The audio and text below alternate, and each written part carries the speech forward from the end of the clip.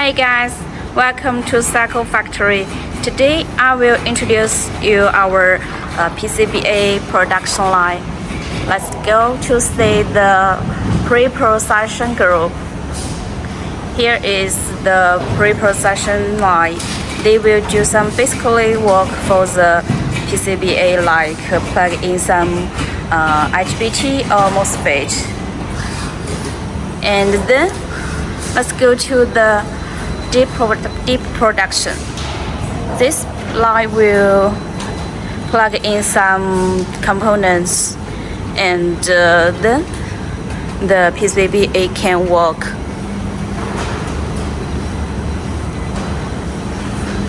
After the assemble of PCB, we will do some AOI testing to check if there are any components are missing. And then let's go to the wave soldering.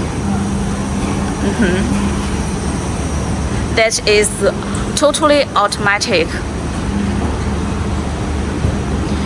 And after the welding, our workers will check and correct it if there are any components are not welding. So that is all of the production for the PCBA. By the way, the production capability of the PCBA is about 1,000 pieces per day.